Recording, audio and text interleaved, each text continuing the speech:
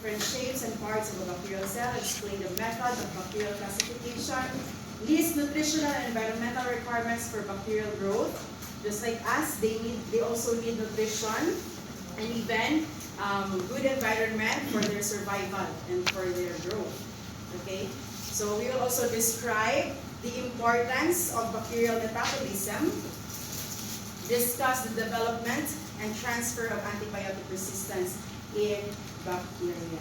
So how many of you have already taken an antibiotic? Any kind of antibiotics?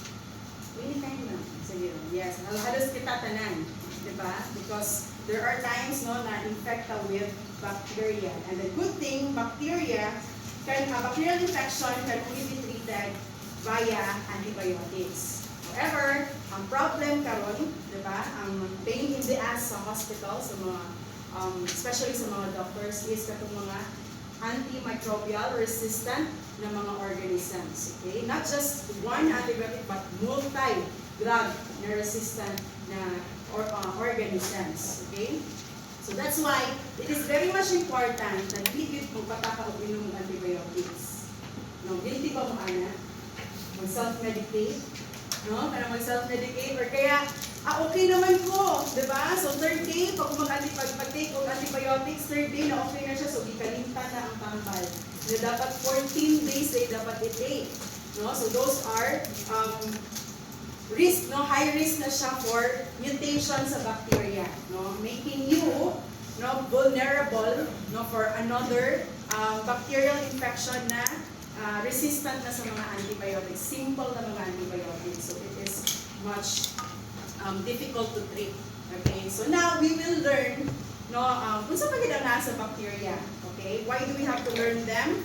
No, we need to learn their structures, their metabolism, para pagkabot sa laboratory, we will understand them, no? We will know them, and also, when it comes to diseases, we know how to identify them and how to treat the disease, okay? So now, let's start first with the different cells, no? The prokaryotic and the eukaryotic, alright? So, what is the difference between prokaryotic and eukaryotic? Anyone? Nucleus. Sa nucleus. So, kung saan man ang nucleus sa eukaryotes? Membrane ba? Eukaryotes. Ay, may true nucleus. Yes, nasa sila yung true nucleus. Eukaryotes has True nucleus. Okay, what else? Ang prokaryotes, prokaryotes is wala sila nucleus. Okay, what else? Eukaryotes are multicellular organisms, no? Just like us. Do you believe eukaryotic pa?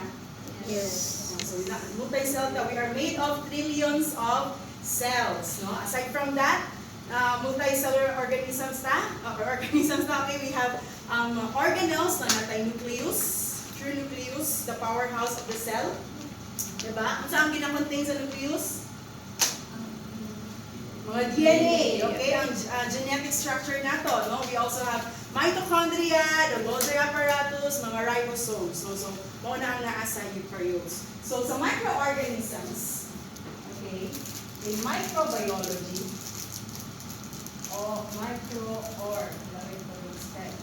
organisms, okay, they can be either prokaryotic or eukaryotic. Okay. Sa microorganisms, we have eukaryotic na mga organisms such as the fungi. Okay? Fungi can either be unicellular, alright? It's either nakabud siya, but it has a nucleus. Alright? Okay? So, fungi can be either unicellular, these are yeasts. Remember ninyo sa history? Diba?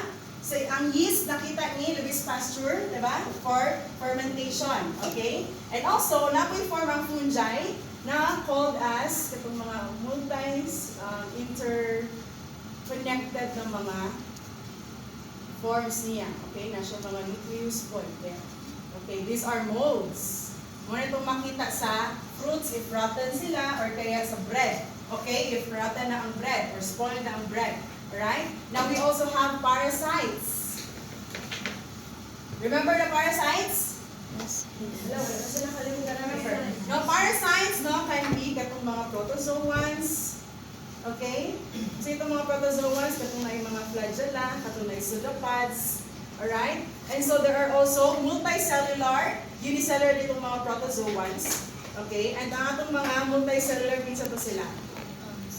Mga nematodes, mga trematodes. Okay? Remember that. Alright? So itong mga trematodes. Okay. So these are the eukaryotic na mga microorganisms. They are multicellular organisms and they contain mga organelles. Alright? Now the prokaryotic are unicellular organisms but they don't have true nucleus. And at the same time, wala po sila katong mga organelles, mga Golgi, mga mitochondria. Okay? But they contain a genetic structure, which is the DNA. They also have cell wall. Alright? They have cell wall, they have cytoplasm, just like the eukaryotic cell, and they have this DNA structure, or the RNA, or the DNA na structure, okay? So, which contains the genetic material no, sa bacteria. Right.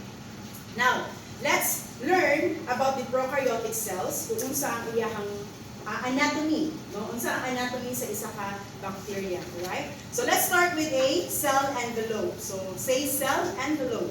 Cell envelope. So, the cell envelope is composed of the different layers. No? Some bacteria contains capsule, okay, which is used for their virulence. Some bacteria contains lime layer, alright? And so, it has cell envelope which contains plasma membrane, alright, cellular or outer membranes ng bacteria. So, this is the outermost structure ng bacteria. So, siya yung na-expose sa different kinds of environment. Alright? So, if there is a harshness sa environment, siya ang unang madedestroy. Alright? So, it is composed of glycocalyx. Okay? What is a glycocalyx? Glyco means Polysaccharide. sugar. Okay, polysaccharide is sugar. Alright? So, glyco means sugar. So, calyx means coating. So, it is a sugar coating of the bacteria. It has outer membrane, which is not just for gram-neg, no, but also for gram-positive, pero mostly mga gram-negative yun ang outer membrane, and cell wall, and also the plasma membrane. Alright? Okay. Now, in a cell envelope, it has a cell wall, which is, kindly take note, referred to as the peptidoglycan. Peptidoglycan is also known as the murine layer. Alright? So, referred to as the peptidoglycan or the murine layer. So, kindly, iyon ninyo ang peptidoglycan 5 times. Peptidoglycan, peptidoglycan, peptidoglycan, peptidoglycan. Importante ang peptidoglycan. Especially, later may baon na to, no, ang differences sa or kaya, it can help us differentiate the different bacteria, no, the peptidoglycan yung layer or the murine layer. So the function of the cell wall is to what? It maintains the shape of the cell. Ano pa? It protects the cell. What else? So, na-remember po rin niyo sa anaphysio ninyo? Ang cell wall. Kung sa yung function sa eukaryotes, the same po yung function with the prokaryotes. No? So, this is a rigid structure of the cell wherein it helps prevent no, na mag-rupture ang cell. Okay? And also, siya po ang ang ina-anchoran sa flagella and determines staining characteristics of the species. Okay? So, mga bacteria, they are transparent. They are colorless. So for us to identify them in the laboratory, especially sa microscope, we need the aid of the stains. Alright? So sa stains na isa na ang pinaka main na stain used for bacteria is mga gram stain. Okay? So gram stain, it will determine if gram positive siya na organism or gram negative siya na organism. Okay? So, ang gram-positive, no, mag-stain siya o blue, while ang gram-negative, it will stain as red. Alright, take note. So, kana silang duha. Gram-positive is blue or violet, then gram-negative is red or pink. Okay? Now, there are also organisms, no, that are gram-positive in nature. Okay? But then, when it comes sa pag-stain sa gram stain, they don't appear as gram-positive. Kaya naa sila'y special na coating sa ilahang structure. Sorry. Nasa like special coating sa ilang structure. So, muna sila ang mga mycobacterium. Okay, mga mycobacterium na mga organisms in which they are acid-fast. So, ganyan sila, mga gram-positive na organisms. However, since they have these coatings, special coatings sa ilahang structure, they don't appear as gram-positive and it makes them acid-fast. Okay? Napod tayo mga organisms no, na gram-negative in nature. Ako na lang anaon na para di mo mapa. Gram-negative in nature, mga spirochetes. Okay? These spirochetes are mga spirals din sila, but very tiny. They are so small, no, that you cannot view them under the microscope na gram-neg sila. Okay? However, they are gram-negative na mga organisms. You cannot view them using a bright field na microscope. Okay? Saan ang mga bright field microscope? Katatong ginagamit sila. Okay? You cannot view them under the bright field microscope. You should use a dark field na microscope.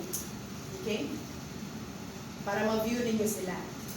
Alright? Also, we have organisms na wala po'y cell wall. These are isa din sila ng mga organism, mycoplasma. Wala sila'y cell wall. So therefore, dili siya gram-positive, dili po siya gram-negative. Okay? Alright. Okay.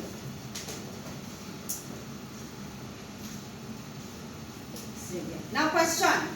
The bacterial cell envelope is composed of what? Cell wall, cell membrane, outer membrane, plasma membrane. Okay. So pa, katong ipang-mention ganina. Katong na-mention ako ganina. Glycan, auto siya ang sa cell wall. So pa? Capsule and the slime layer. Okay? Alright. Naapoy katong glycocalyx. Yes, tama to. Sige, meaning sa glycocalyx? Sugar coating. Alright. Okay, now, speaking of gram-positive and gram-negative na organisms, no, let's differentiate the two. Okay? So, kung sa ba ang nasa ilahang cell wall, ano sila na differentiate as gram-positive or gram-negative? Let's start with gram-positive cell wall. Okay? So, ang gram-positive cell wall, they have this cell envelope. Sa ganyan cell envelope, outermost layer sa bacteria or sa cell. Okay? So, it has a thick protective na peptidoglycan. Okay? Or the murine layer. So, thick peptidoglycan. Then, gram-positive. Na siya'y mga thick peptidoglycan. So, ang thick peptidoglycan sa gram-positive cell, okay, cell wall, consists of dalawang sugar, the N-acetyl D-glucosamine and the N-acetyl D-muramic acid. So, these are, okay? So, repetitive siya na combination ng dalawang sugar, okay? So, the N-acetyl D-glucosamine and the N-acetyl D-muramic acid. Also, sa thick peptidoglycan layer ng cell wall ng gram-positive has negatively charged ng mga amino acids, the teichoic acid and the lipoteichoic acid, which extends to each layer. It extends to each peptidoglycan layer. Okay? So, nag-extend sila 4 kabuok na siya na amino acids And ang importante diri is si teichoic acid for gram-positive na cell wall. Okay? For gram-positive cell wall, it attaches or anchored to the peptidoglycan and acts as the antigenic determinant. Okay? Teichoic acid acts as the antigenic determinant. So, unsa man yung antigenic determinant? No? In serology or immunology, once na makita sa immune system ang presence sa bacteria, okay? So, pag makita niya ang teichoic acid, okay, so, muna siya antigenic determinant, so therefore, pag ma-activate no, ang immune system to phagocytose or attack the bacteria. Okay? Alright, so muna siya ang teichoic acid. So, it is important for serological identification no, for the gram-positive na mga organism. Okay? And so, basta pa may naa sa cell wall sa gram-positive, it has lipoteichoic acid. Ang lipoteichoic acid is attached to the plasma membrane. Alright? And also,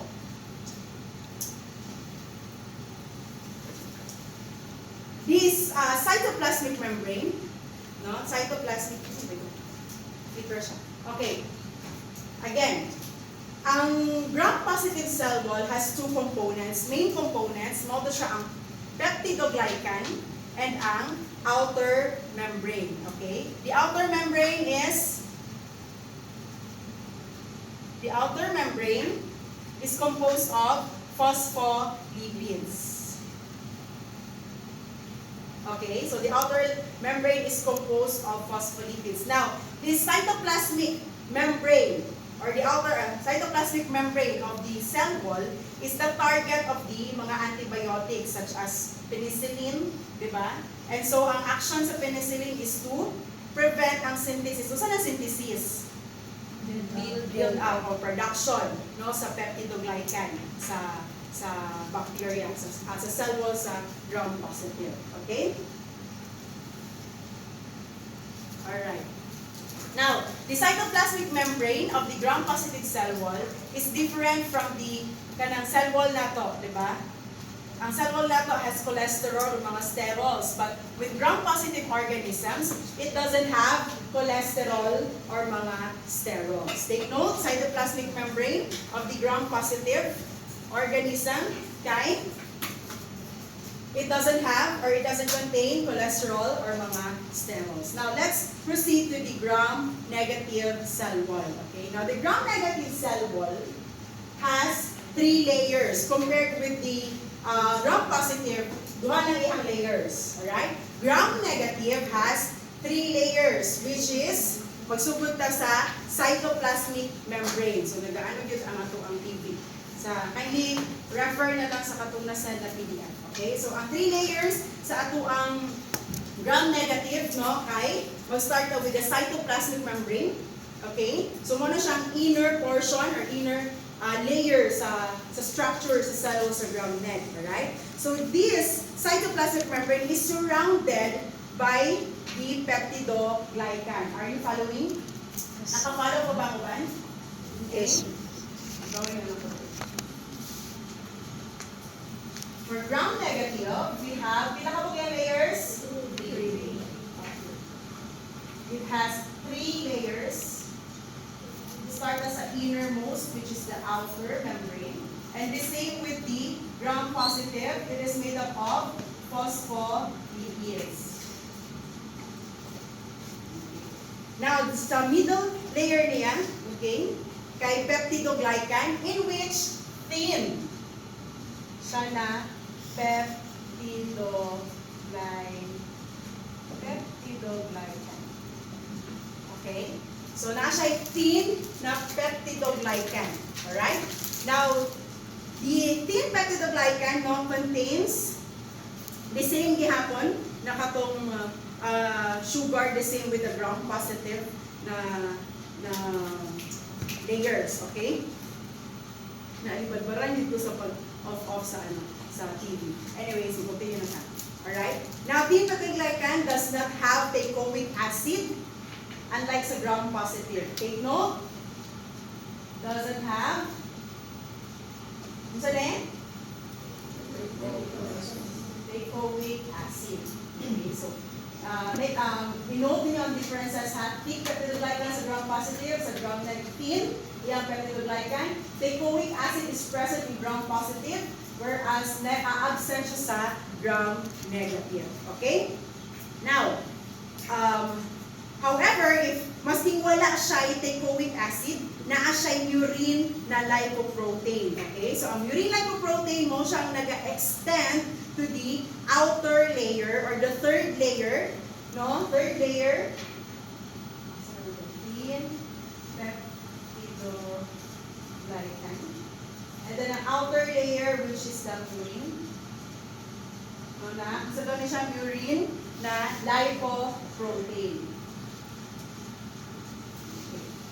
Okay? So, urine lipoprotein, okay, nga nag-connect towards the outer layer of the bacteria. So, these are the 3 layers of the gram-negative bacteria. Okay?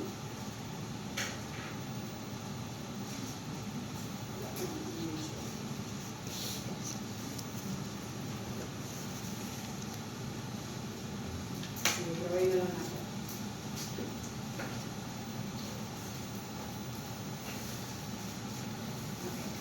So, sa outer layer, sa gram-negative cell wall, naa siya ang lipopolysaccharides. Okay? So, ang lipopolysaccharides, no, this is vital, no, para sa mechanism for the virulence sa gram-negative na mga organisms. So, ang lipopolysaccharides contains O side chain.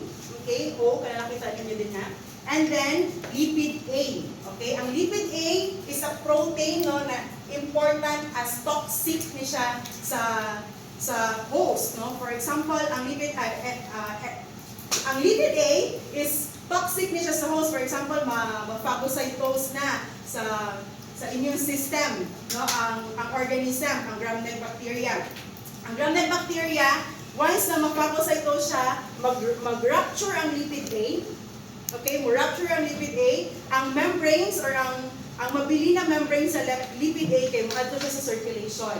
Pagkabot sa circulation, okay, for example, nag-rupture, nag-lysis, okay, ang lipid A. So, ang iyang membrane will circulate, no, sa host. Adto siya sa circulation. And this, no, once na mabot siya circulation, will lead to fever, no, or diarrhea, or kaya may mo siyang septic shock. Okay? Okay, again, this is a toxin, no? Exotoxin that causes to the host a fever, diarrhea, and septic shock kapag mabot na siya sa circulation. Alright? So, kumana natin yun. Okay. Alright.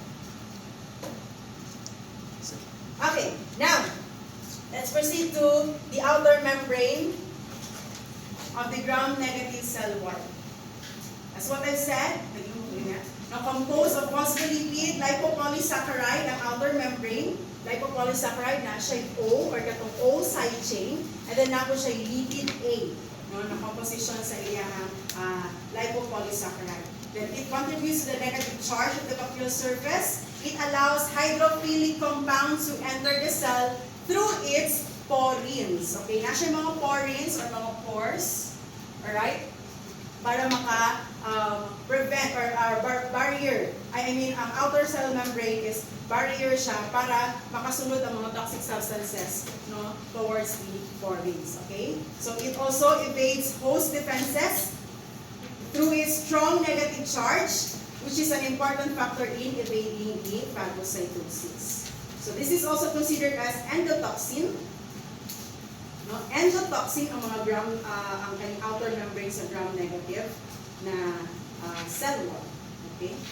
So now, speaking of toxins sa ato ang gram-positive and gram-negative ng mga bacteria. Both of them has these exotoxins. Okay? Tanan na organisms, mga gram-positive man or gram-negative, has exotoxins. No? So exotoxins, these are proteins that is produced inside the pathogenic na bacteria, which is commonly majority sa mga bacteria ang nag-contain sa exotoxins kay mga gram-positive. But na po yung mga gram-negative na bacteria na nag-contain ng exotoxin. Okay? So the exotoxins are then secreted or released into the surrounding medium following the lysis. Okay? So pag mag-lyse ang cell wall, ma-release ang exotoxin sa bacteria. Okay? So kapag mag-lyse, of course, ma-release to iyahang contents, no? But even ihang genetic material, ihang cytoplasm, and even ihang mga exotoxins. So, unsa ba example sa mga exotoxins? Okay, sa bacteria, for example, mga gram-positive. So, gram-positive na atay mga tetanus toxins. Na atay mga anthrax na toxins. Anthrax. Unsa pa ba? Botulinum.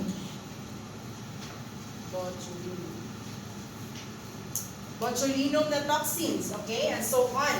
Alright, abot sa E. coli, okay?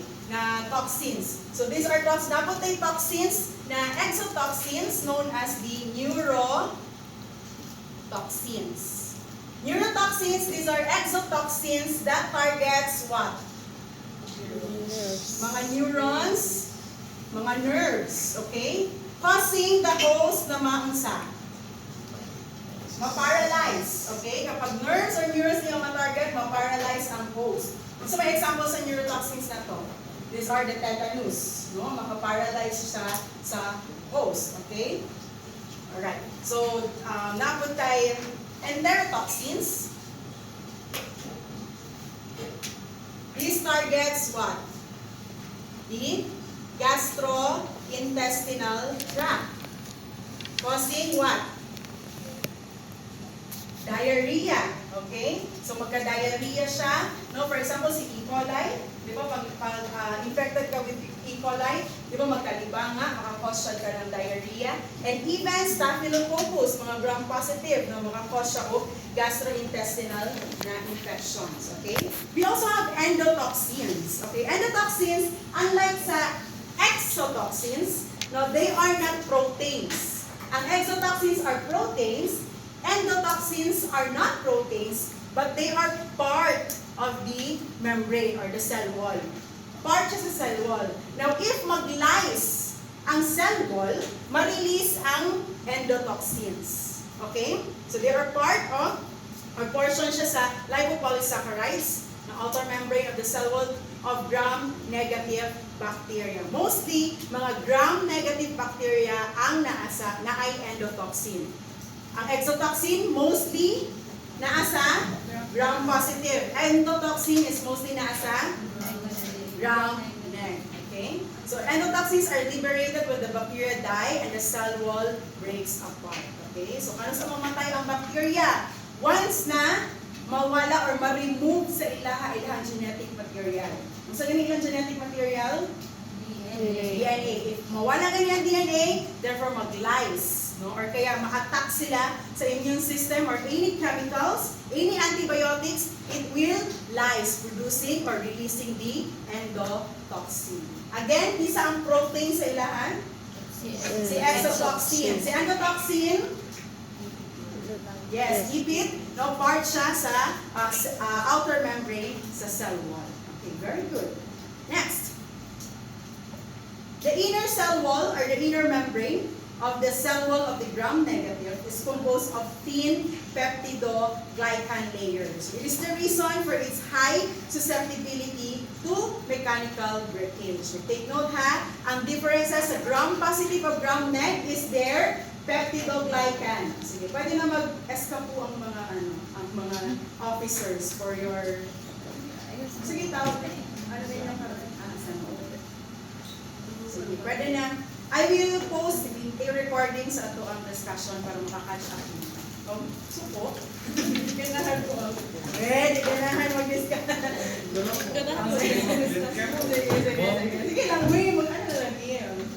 least introduction pa lang man yun. Hindi pa na itong bakbakan. Okay? So now let's continue no sa differences atong bacteria. No, the major classifications of bacteria is the gram-positive and the gram-negative. So ang mga gram-positive, they have two layers. Isa dito is the thick peptidoglycan and then naman siya outer membrane. Ang gram-negative, pila ka yung layers? 3 layers na siya outer membrane or the cytoplasmic membrane, and then the thin peptidoglycan and then the outer membrane. Alright?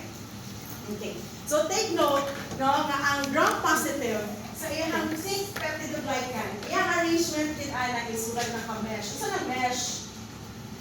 Magnet. Yeah, murag net. Iyang ana iyang arrangement, no, sa katong iyang sugar, okay? Or yes, iyang peptidoglycan. Now, what happens sa ato ang thick, masking thick siya, okay, dili gyapon siya kanang but pasabot na resistant ni siya to environmental changes sa antibiotics or mga chemicals, no? With this arrangement sa iyang kaning mesh na arrangement sa iyang thick peptidoglycan layer, this allows, no, ang mga low molecular weight na mga substances to enter. Okay? Making the cytoplasmic membrane, no, iyang matarget. Okay? So matarget niya. Okay, for example, mga detergent. Okay? So kung malabhan lang gini na imuhang lab gown with the gram-positive, for example, si Staphylococcus, no, nipisik sa imuhang lab gown. So pwede lang nimo siya labhan. Okay? Ano man siya, matarget mo ng cytoplasmic membrane, no, sa chemicals or sa antibiotics, causing it to lyse, no, or kaya maka-produce or maka-lead siya to cell death, no, sa bacteria. Okay? No, sa iyang mesh na arrangement.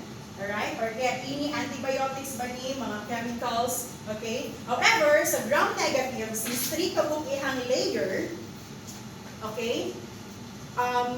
Kailangan sa niya ma-lyse ang outer membrane before siya makasulod sa thin peptidoglycan. And then since thin peptidoglycan siya, masyado silang close ang iyang structure, no? Unlike sa mesh na arrangement sa gram-positive, dili makasulod dayon ang mga chemicals or mga antibiotics. Okay? So that's why there are different antibiotics, the kind of antibiotics, and each antibiotic has different target sa organism. Ngano gani, isa sa reason is ilahang cell wall. Okay? Not all, no, mga antibiotics is pwede sa gram-positive, right? Not all antibiotics is pwede po sa gram-negative.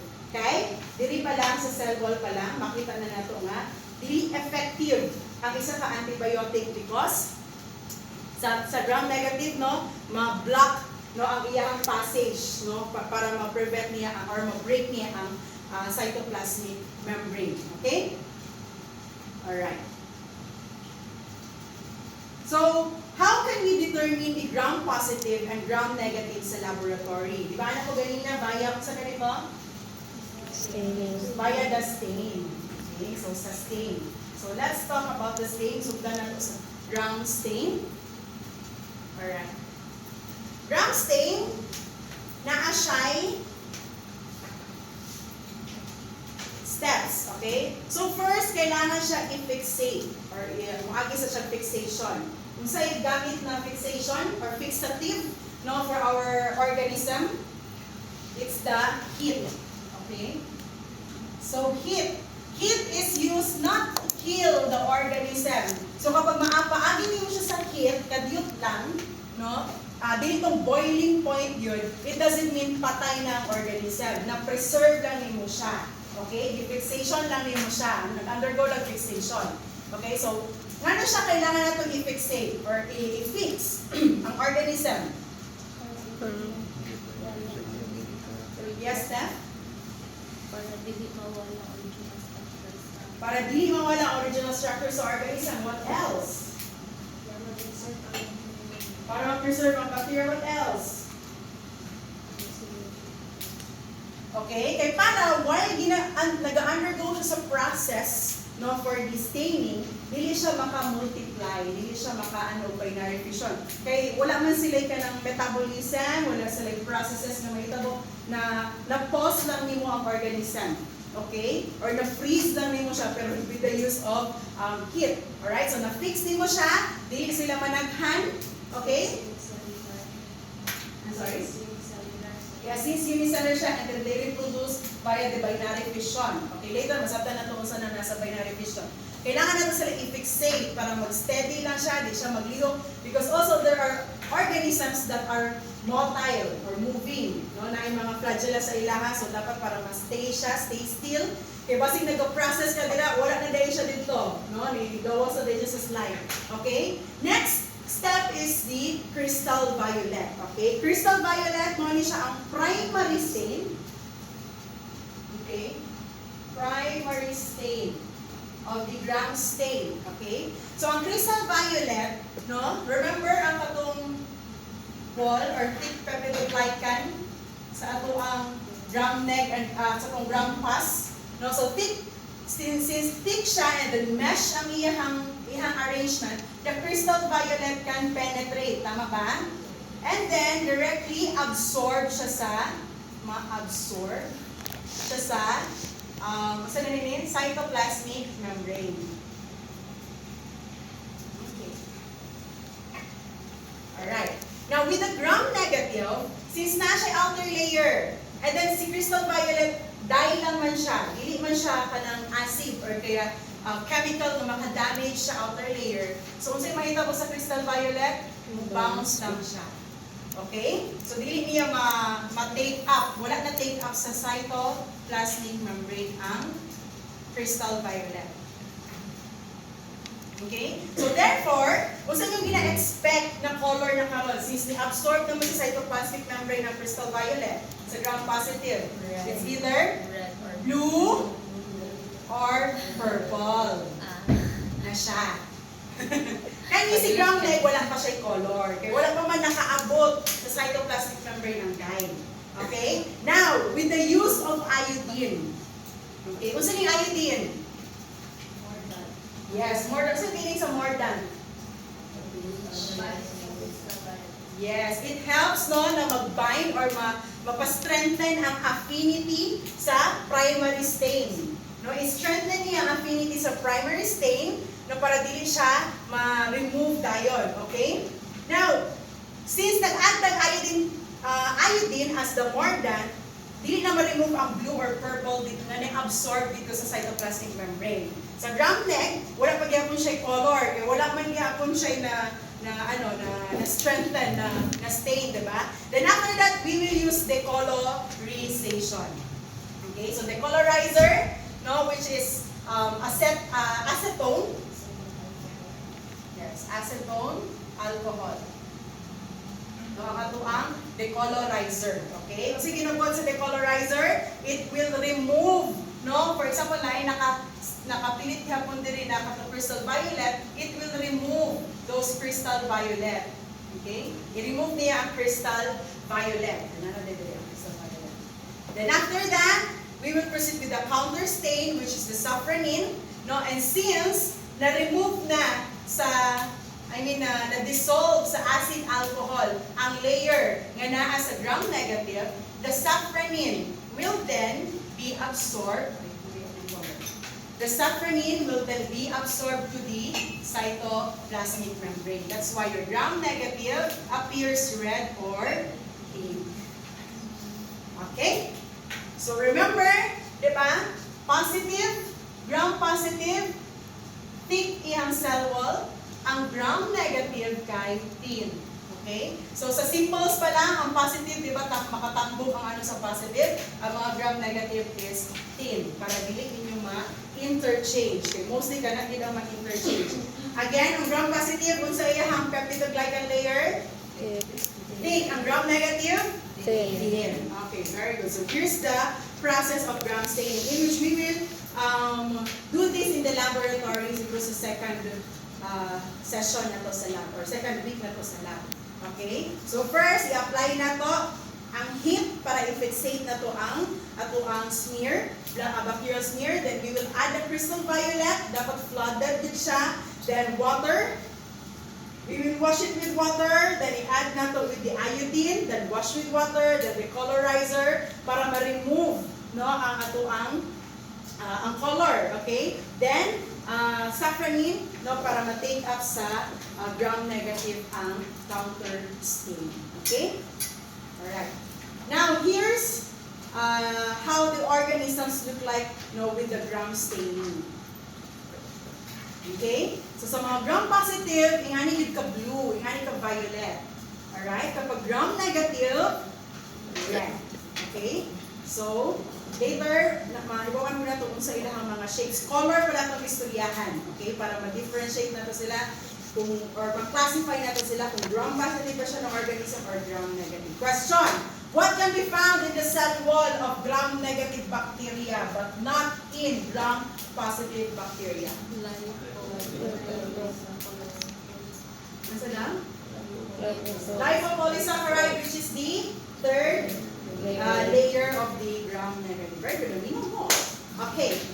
Now, diba naman siya nakagaling na, there are other organisms na gram-positive sila in nature. They have cell wall structure. They have this thick na peptidoglycan gihapon, but since it has a waxy layer of glycolipids and fatty acids known as the mycolic acid, which is a strong hydrophobic structure, bound siya sa exterior sa iyahang cell wall. So that's why hindi natin siya makayo ma-appreciate sa gram stain. Mas better na ma-identify natin siya using the acid-fast stain. Okay? Kung saan nakapa-acid fast sa iyahang?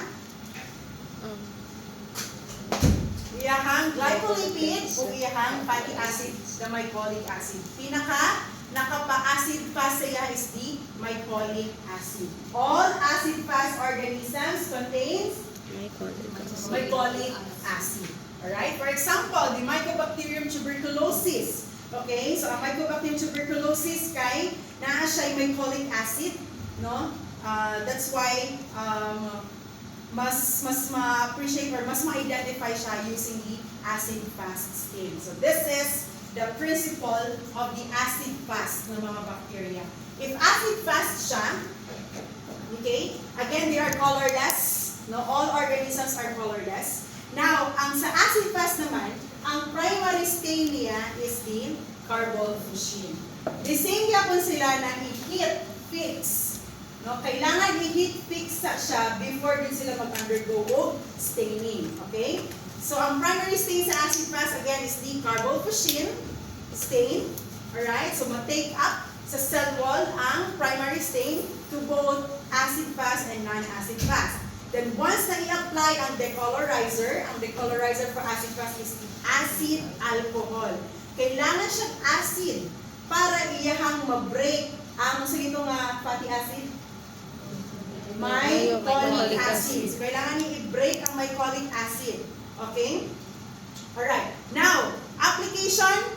After that, i-apply ang methylene blue na stain. So, once na ang methylene blue, okay, once na mag-break ang katong ihang outer layer, ma-take up na sa stain or sa organism ang stain, which is the counter stain methylene blue. Okay? So, ang mga non-acid-fast bacteria will stain as blue. Ang mga acid-fast bacteria will stain as red. Okay? So, acid-fast na mga bacteria. Okay. So, here's the step sa ato ang acid-fast staining. Naga po siya heat fixation at first, then i-apply ang carbolfuchsin. Then, in the carbolfuchsin, kailangan ka mag-induce of heat, maghatag kag heat, and this serves as the mordant. Unlike sa gram stain is the iodine ang mordant. Sa acid-fast, ang mordant is the heat. Take note ha, kasi mamali-mali mag-add mong iodine sa acid-fast staining, walay iodine sa acid-fast. It's the heat ang ihang mordant. Then after that, you wash with water, then add acid alcohol as the decolorizer, and then water na po, then add the counter stain. Okay? So acid-fast will appear sa color red, while the non-acid fast will appear blue. Okay? Alright. So please take note, no, nga kapag acid-fast ang smear, okay, acid-fast stained ang smear, dili mo mag-report, okay, o gram-positive or gram-negative. Okay? Kaya mo ba mamaligid ana? Acid-fast stained siya na smear, pero iyang report na organisms kay gram-positive o gram-negative. Dili, no? Mali siya kaya, no? Acid-fast man ang staining, ang procedure. So therefore, your report should be acid-fast positive or acid-fast negative. Nasabtan? So, muna ilang na mo pag-abot sa microscope. Ang background, mostly mga sputum sample ang acid-fast, Mycobacterium tuberculosis. Okay, mostly mga sputum samples na may makita mga pus cells, no, and mga mucus. The background will stain as blue. Okay, wala man sila katong mycolic acid, no? However, ang mga acid-fast is they have this mycolic acid na retain ang primary stain, no? Na carbolfuscin, so that's why it looks like a red, no? Mag-red siya, okay? Ang mga gram-positive naman, gram-positive, ang mga ano may record ang picture? Mga non-acid fast na bacteria will not stain the carbolfuscin. So, mag-blue siya. Okay? So, this is an example, no? Tama. This is an example of a non-acid fast na mga bacteria, mga color blue. Okay. Alright. Now, isa pang mga organisms na walay cell wall, mga mycoplasma. Remember, mycoplasma doesn't have cell wall. The absence of cell wall. So these are prokaryotes that do not have cell wall, contain sterols in their cell membrane. Mga mycoplasma o urea plasma. Kapag dili kong eskwelahan, no, kapag wala siya cell wall. Remember, wala cell wall. The urea plasma o si mycoplasma. Okay. Now, ang antibiotics, no, na dapat gamiton for mycoplasma is dili itong sa cell wall siya mag-target. Kasi wala man siya cell wall, di ba? Directly to the DNA. Okay, sa DNA synthesis dapat siya mag-target ang antibiotics. Okay. So, question. What structure present in acid-fast organisms allow them to resist acid decolorization? Mycolic acid. Very good. Okay, now let's proceed to the plasma cell membrane. This is the deepest layer of the cell envelope, which consists of a phospholipid bilayer that surrounds the cytoplasm. And it acts as the osmotic barrier. Take note, it acts as the osmotic barrier. It functions as the mitochondria, okay, in which it produces the energy or the ATP, the Golgi complexes, and also the lysosomes. Again walay mitochondria ang bacteria, wala po sila Golgi complexes o lysosomes. They have this plasma membrane that acts or functions as the mitochondria. Okay, katawanan kayo last time, nag-question ko kung saan naa sa bacteria, nitubag sila mitochondria, pero kung nakita nila ni, no, mali. Again, the plasma membrane acts or functions as the mitochondria, the Golgi complexes, and lysosomes. Understood? Okay, sige, muna na ba?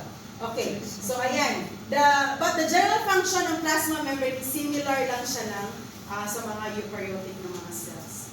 Okay? Right. Now let's talk about the other organelles no, nga nasa or cytoplasmic structure na nasa prokaryotic cell. They have these ribosomes.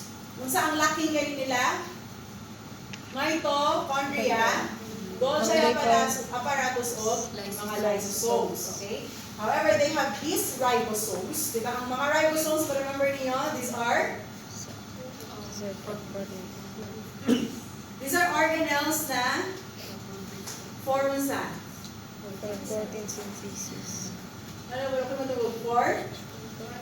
For forming proteins or protein synthesis. Okay? So this consists of RNA of mga proteins. No? Take note, it has 70 S in size and separates into two subunits, 50S and 30S. Sa mga eukaryotes, sa humans, natay 80S, 60S plus 40S. Okay? Ang ribosome sa eukaryotes are 80S and separates into 60S and 40S na subunits. Whereas sa mga prokaryotes, 70S na ulahang ribosomes, which separates into subunits 50S and 30S. Okay? Now, ang S, sa meaning S, ma'am, these are Berg na units, which is used for determination sa ilahang sedimentation rate. Kaning ribosomes, we will learn this furthermore sa ilahang virulence, no, sa ilahang mechanism or pathophysiology pag-abot na sa host, sa human. Okay, now, the other cytoplasmic structure, the genome, okay? The genome consists of a single circular na chromosome sa bacteria, okay? Yung genome niya. Question, what bacterial structure is responsible for ATP production? Very good. Plasma membrane. Dili ang mitochondria. Okay? So, ang plasma membrane are responsible for ATP production. Right? Another structure sa cytoplasm sa prokaryotic cell is the plasmid. Say plasmid. Plasmid. Okay, so, it is an extra chromosomal double-stranded element ng DNA that is associated with the virulence of an organism. What do you mean by virulence? The cause of disease. Yes, it's the capacity or capability of the organism that can cause disease, the severity or harmfulness of the organism. So it is located in the cytoplasm, no? And this is the site for coding antibiotic resistance and mga toxic na mga productions or sa organism. But this is not essential for their growth. No, some bacteria do not have plasmid. Take note, not all bacteria doesn't have plasmid. Okay? There are two kinds of plasmids. The large plasmid o ang small na plasmid. Okay? So, ang large plasmid, this is used for the production of beta-lactamases that provide resistance to beta-lactam antibiotics like penicillin o oxacillin. Naman yung mga antibiotics sa mga beta-lactam, no? Na iyang ginatarget ang beta-lactamase ang plasmid mismo sa organism.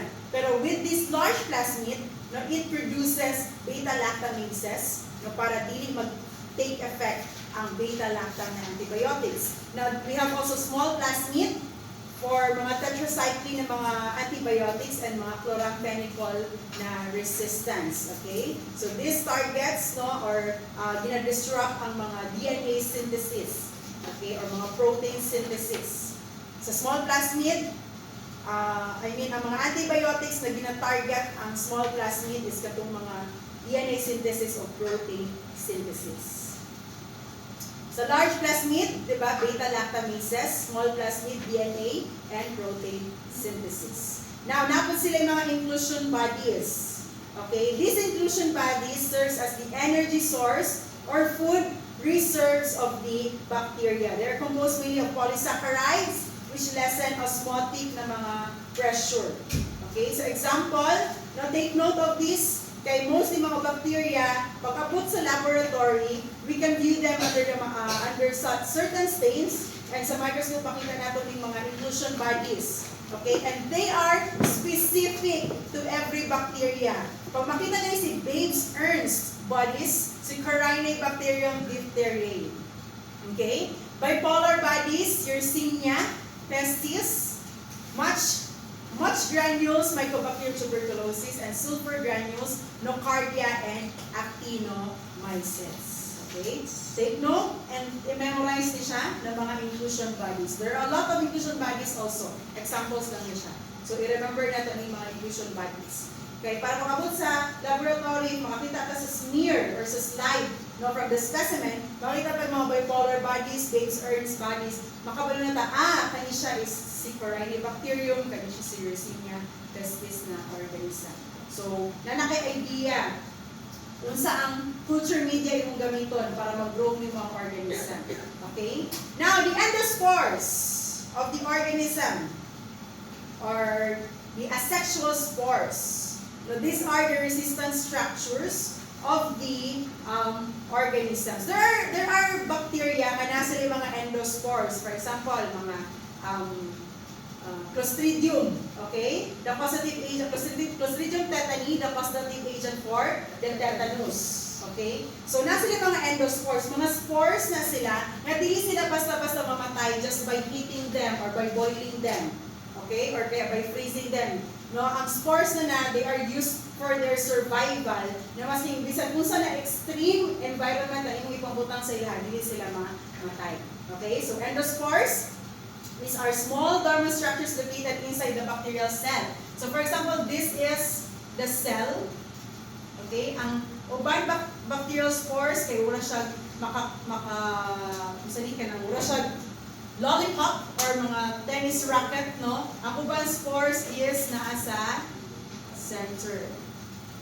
Okay? Kani iyang spore. Okay, endospores, sorry. Endospores.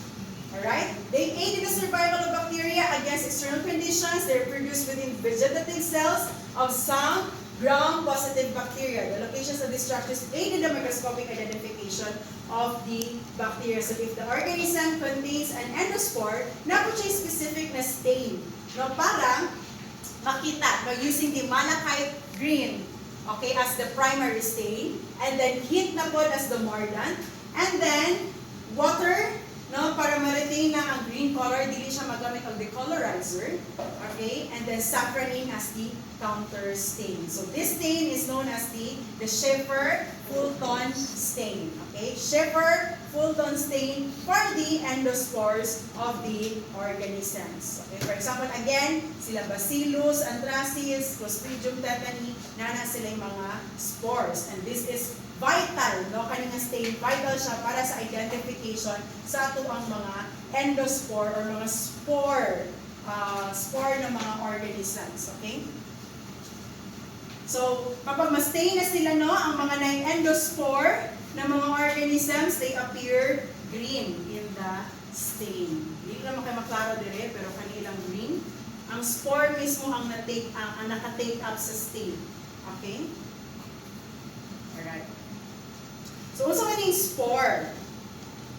Muna kong giingon, drawing ako. Muna ang mga spores, okay? So, ang spores, they can be located centrally sa ilang body, pero kapag centrally, dili mag-elongate or dili mag-bulge, dili mag-bulge ang ilang body, okay? So, muna si Bacillus anthracis, terminally located ang mga endospores, si Clostridium tetani, ay mga subterminal, no? Unlike sa terminal, kaya itong edge good mismo sa iyang body structure located ang endospore.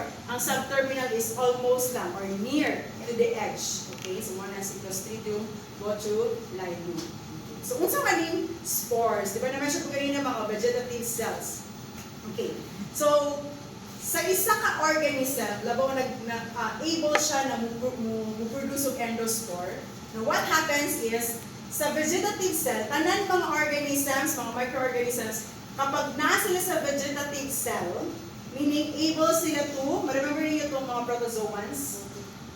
Able sila to multiply. Isa pa, able po sila mo-infect. Okay, kapag na sila sa vegetative state. Alright? Now, in the condition na kung asa na extreme ang environment, kung saan ang mga extremes na environment sa mga microorganisms? Extreme. Isa ba? Heat. Okay? Isa pa? Cold. Ganang extreme yun na cold or ganang freezing na point. Isa pa? Acidic environment. Tama. Isa pa? Too basic. Basic na environment. Tama din. Oh, alkaline lang kayo na environment. Isa pa? Hello? Isa pa? Salty na environment. Okay, kaya too much salt, no, na our halophilic or halophilic kaayo na environment. Okay, and so on and so forth. Dagan pagkikik mga environment na extreme pakabot sa mga microorganism. So there are microorganisms na kapag ma-expose sila ng mga extremes, they will undergo sporulation. So mag-produce ang spore, ang spore ma-activate, okay? And then this spore, okay, mo na siya ang mag-produce siya og layers, different layers, na even bisag unsa na extremes, okay, dili maka-break sa katunawol. Okay, but this time, during sa iyahang sporulation, alright, naka-create na siya spores, no? Sa sporulation niya, during nga na siya spore, dili siya active, dili siya mag-multiply, no? Dili siya mag-binary fission, dili siya mag-produce, okay? Dili siya mag-metabolism, dili po siya maka-infect. So, commonly, makita ni sila sa soil. That's why, pag matunog ka ng lansang, di ba? Masaya patong sa imuha. Dapat pa-inject yun dayon, no? Prophylaxis yun dayon with the tetanus, na toxoid, okay? Kaya para dili ka ma-infect with the Clostridium tetani, di ba? Tetani, kaning isa sa mga examples din ng mga organisms na spores, no? Now, by the time, no, nga enough na or wala na yung extreme na environment, in favor na siya, favorable na ihang condition. No, tama na ang temperature, 37 degrees Celsius, no, tama na ang nutrition, no, dili na siya, or capable na siya na mag-grow na pulusan. Okay? So that's why it will undergo germination. Okay? So sa germination, no, mawala ito ihang spore, ihang mga spores, and it will then proceed for vegetative niya na state. So, iyan ang i-remove the ihang spore during the germination and then mag-proceed siya for vegetative state. Therefore, pwede na siya mag-reproduce, pwede na po siya maka-infect, no, with the host. Okay, nasabtan ninyo ihang process, no, sa ihang sporulation? Okay. Alright. And don't you know na kapag sa spore, or kaya spore na siya na state, no, nag-undergo na siya sporulation, yan, na-spore na siya, it can remain dormant. What's ang dormant? Inactive, no? Inactive lang siya. It can remain dormant for 10 years or more. It can remain dormant for 10 years or more, okay? Now, if ever ma-expose na siya sa right na nutrition and environment, ang germination na process going to vegetative state is 7 hours iyang exposure to that kind of environment. It takes or it needs 7 hours. 7 hours lang, no, para makaano na siya, maka-start na siya to outgrow, no, for vegetative niyang state. Okay. Now, question, what bacterial structure is responsible for coding for bacterial resistance to antimicrobials? Plasmids. Plasmid. Very good. All right. Now let's continue with the parts, no, or structures of the prokaryotic cell. Let's talk about the cell appendages. Nasa mga appendages. Ano sa appendages? When you say appendages, that's for, it's used for attachment. Okay? When we say appendages, that's for their attachment. Glycocalyx, di ba, sugar coating siya. It is used mainly for attaching to the surfaces of tissues or solid objects. Alright? So, it appears as a capsule, no? Or slime layer. Okay? So, this is a slime layer, and like kit, and then capsule. No? So, kapag contain din siya ginunani ang organism, listen siya or dili siya ma-determine dahil sa immune system. Okay? So, maka-break free lang siya sa immune system. So, mas maka-cause siya infection. So, if you are infected with a encapsulated organism, mas listen siya i-treat. Okay? Alright. So, capsule. Okay? So, ang capsule is composed of polysaccharide that surrounds the bacterial cell and is external to the cell wall. Okay? Now, in the laboratory, makita ang capsule, no, by using the Coulomb reaction. Okay? Coulomb reaction is an antigenic na detection sa capsule. So, serological siya. Okay? Coulomb ka lang ba? Okay, Coulomb? Okay ka lang? Coulomb. Okay. Next, another test is India ink. This is a stain. Now, wherein, ma-determine ang presence sa capsule. So, ang capsule na ni kaning halo. kita ninyo, kaning halo. So, black, India ink siya. India kay black. Ang buti yung India. Racist, no? Indians, mga black. Okay, so black, no, iyang background. And then kapag na-capsule, halo ang iyahang ang makita sa microscope. Okay, we've done this also in the laboratory. Katong time nga, naka-isolate ni og Cryptococcus neoformans from an HIV patient. Nagkaroon siya of meningitis. So, pag-extract sa CSF sa iyaha, i-grow na mo sa laboratory, sa culture, no, ang iyang CSF. After that, i-view na mo kay, uy, wala lagi siya ganun po, no, iyang colonies pa lang, nami duda. Pagtanaw na mo, positive siya, nag-inanigid sa India. Okay? Now, sa pala, ay sa other stains naman with the kaning para ma-determine ang capsule, sometimes sa gram stain, makita po ni, no, encapsulated ang bacteria na siya space, no, naga-surround sa bacteria mismo. So, for example, this is a Streptococcus pneumoniae, no? Diplococci, duha siya kabuok, ura siya lancet. No, ura siya lancet, duha kabuok ihang or duha ka pair siya, pair siya na cocci, then capsulated pag siya. So, pag sa gram stain, no, nakita na siya capsule. So, remember, the mnemonics, some killer bacteria have pretty nice capsule. Kasi kanina ba remember? Some killer bacteria have pretty nice capsule. So, S stands for Streptococcus pneumoniae. K for Klebsiella pneumoniae. Next, B for Bacillus anthracis. H for Haemophilus influenzae. P for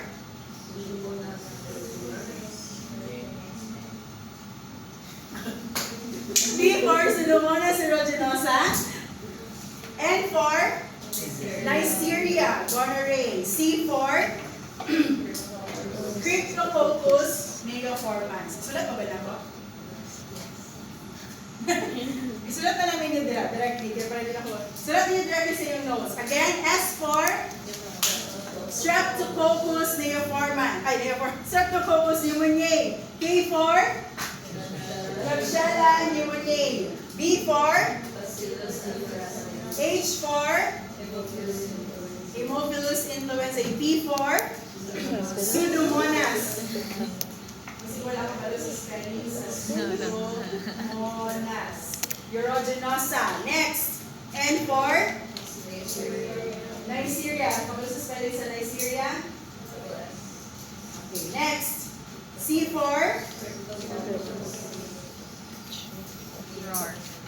Cryptococcus neoformans. And then the slime layer.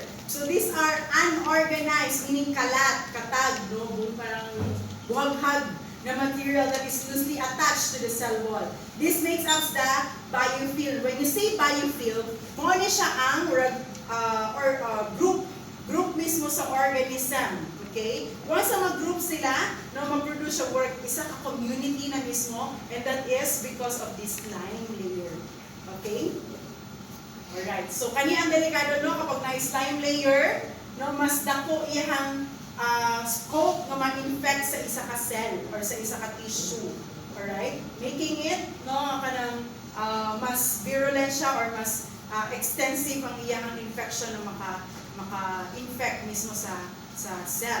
This consists of polysaccharides. It can either inhibit phagocytosis or aid in the adherence of the bacteria to the host tissue or synthetic implants. Take note, kapag slime, no, moni sila ang naa or present sa mga synthetic na mga implants. Usa ng mga synthetic na implants? Like, for example, sa man? Breast silicone. Silicone, pwede. Usa pa. Pinaka-common is kanisang prosthetic heart valves. Okay? Pinaka-common din siya, mga maka-create ay ka ng mga biofilm, no? Or slime layer biofilm na kay present siya sa mga prosthetic implants, no? Example nila si Staphylococcus epidermidis. Take note, kapag prosthetic implants, automatic Staphylococcus epidermidis. So Staphylococcus epidermidis, first, no, naman na sila present sa skin. They are normally found in the skin. Now, once they can invade or makasunod sila sa cell, no, outside our inner pag yun, naka-bypass sila sa barrier sa skin, they can aggregate. So, mag-attach sila dito sa epidermis. Okay? Then, they will form a microcolony. Magkumpul-kumpul sila because they have this slime layer na mag-produce na sila ng biofilm. Okay? So, once na mag-mature ang biofilm, alright, makasunod na, deeper, pag yun sa cells or sa tissues, and then after that, mag-disperse na sila kapag puno na kayo sila dito sa slime. Okay? Also, there is a slime, nag-start na po sila of binary fission. Di ba? Remember yung binary fission? Kung from isa, mahimo siyang duha, from duha, no, mahimo silang upat. Okay? So that's why, mag-overproduction na sila sa isa lang sa ilang community or isa ka population. Then after that, mag-disperse sila. Mag-transfer na sila to another location, no? Making wider or bigger na infection. Okay? So sa prosthetic heart valves, since ang Staphylococcus epidermidis, they are normally found sa skin or can even sa mouth. No? So while ongoing the surgery, this can be contaminated. No? Sterilize sa iya. So the Staphylococcus epidermidis can stay or can isolate themselves dito sa mga pinaka-deeper na parts of prosthetic heart valves. And then, once na ma-insert na siya sa heart, it can start its biofilm na life cycle. No? And it can infect the heart. Okay? So that's why mag-lead siya into heart attack or kaya heart infection, myocarditis. No? So, mas gwapo kapag may myocarditis pa, kaya para pwede pa siya ma-treat or ma-remove pa ang prosthetic heart valves kaysa sa mag-heart attack na tayo na can lead to death. Okay? Next, flagella. Cell appendages sa organism, the flagella. Diba, we know in the past, diba, ang mga flagella is used for their locomotion.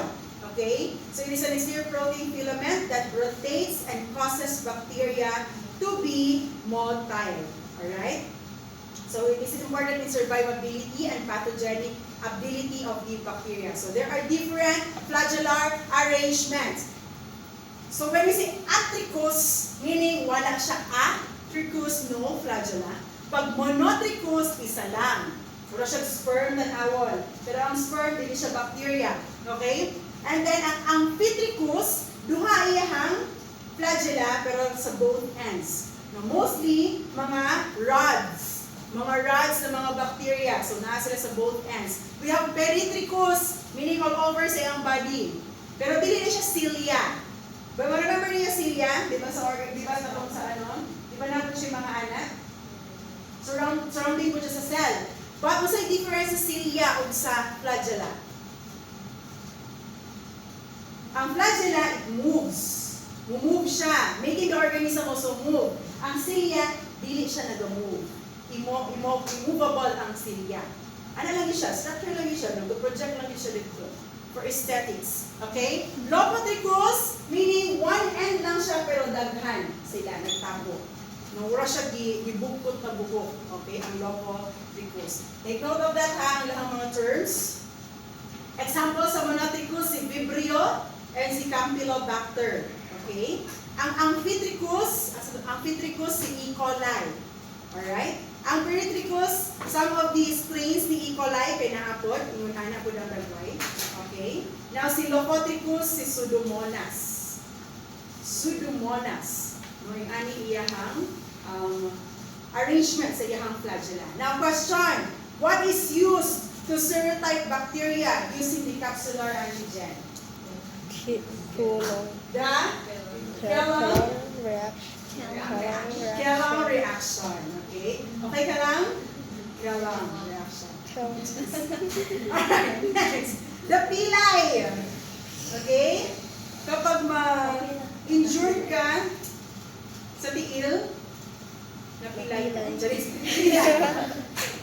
Conjunction, no? This is used for conjunction or their though wala may sexes ang bacteria, but na sila'y ways, no, para mag-share sila sa ilahang genome or kaya ma-spread pa or ma-multiply pa ilahang genome. Okay? So, via deconjugation. Okay? So conjugation, ang use ano sa ilahang appendages is ang pilay, no? For conjugation or for their sex.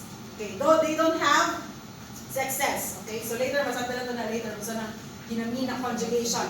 So these are non-motile, long, hollow protein ng mga tubes. So, dili siya pareho sa flagella, kasi ma-confuse food mo, no? Again, non-motile food ang pilay. Okay, ang flagella is motile. Connect two bacterial cells and mediate DNA exchange. Okay, so for example, si gram positive and then si gram negative. Okay? Now, nag-meet sila. Alright? And so, nag-design sila nga, let's combine. Okay? So, pag-combine nila, ang genetic material ni gram positive, and then buta na to ang genetic material ni gram negative. No? By using their pilay, for example, naipilay si gram positive, napoy pilay si gram negative. Okay? So, nag-conjugate sila. Alright? So this is their way of sex, okay? So nag-conjugate silang duha by using the pilay, and so with that, no, nag-exchange or nag-share sila o ilang genetic material. Forming, for example, si gram positive, nag-ani na siya, tapos na po siya ano.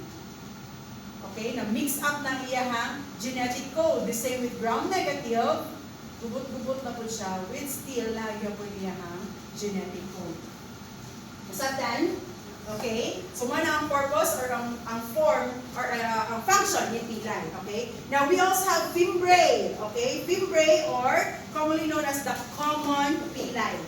Still non-flagellar, sticky siya, na proteinaceous, hair-like na mga appendages. Okay? So, ang mga fimbriae, these are the fimbriae or the common pilay. This is the pilay. Okay?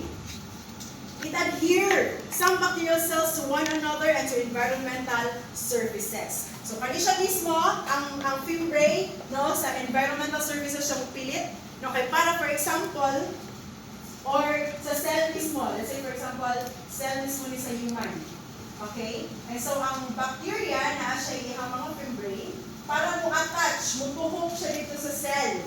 Okay? Mutuhog sa cell, making that organism, no, mag-start siya o start o cause of infection of disease, virulence, or yung mga toxins, no, dito sa cell mismo. Or kaya, to another bacterial cell food, or kaya to environmental surfaces. Okay? Example, Neisseria gonorrhoeae and mga Pseudomonas. Ang Pseudomonas is known na siya na organism. This is a known organism, no, nga present sa mga hospital, okay? Labaw nag-moist na environment. So, for example, OR, no, na room. So, delikado if ever, dili sterile or dili sterile ang surgery or operating room. Kay tungod, present nila si Pseudomonas. Okay? So, be careful gid pud mo, no, nga mahilig mo mga na imong room or inyong area is moist. No, so prone din mo for possible growth sa fungi or kaya even presence ni Pseudomonas. Okay? Alright. So here is an example, the summary, no, of the differences of the prokaryotic and mga eukaryotic na mga cells. Take note of this list. Alright? These are the list of the organisms na mga motile, meaning they have the unsa to na appendages. Kapag motile sila, they have unsa na appendage? The flagella. Okay? Si Alcaligenes, Bacillus cereus, Bacillus subtilis, Campylobacter, Clostridium tetani, E. coli, Helicobacter, Listeria, Pseudomonas, and mga Vibrio. Right? The rest, they are non-motile na mga organisms. They just have these fimbriae or mga pilay. Wala sila itong mga flagella. Question: what bacterial structure is used for conjugation of the DNA of the bacteria? The pilay. Okay? The pilay or pwede po fimbriae. Conjugation na dahil sa DNA. Pilay. Simply pilay. Okay. Next. Dinadostoryahan ang eukaryotes. Kaya na-mention naman na ito ganina. Let's talk about the bacterial genetics next meeting. Hindi na makaya sa time. Okay? So, can you read in advance? No, di bacterial genetics. Naapoy quiz dira sa likod. Kaya nabi ba ang quiz sa last portion? Ay, so yung. Magsurround-surround pa mo. Sige na lang. Okay. So, do you have any questions? Nasatan ba ang topic about sa basic structures of ang bacteria? Okay, next meeting, we will discuss about, we will continue the discussion on the bacterial genetics. Can you read in advance? And of course, expect quiz. Okay. For laboratory,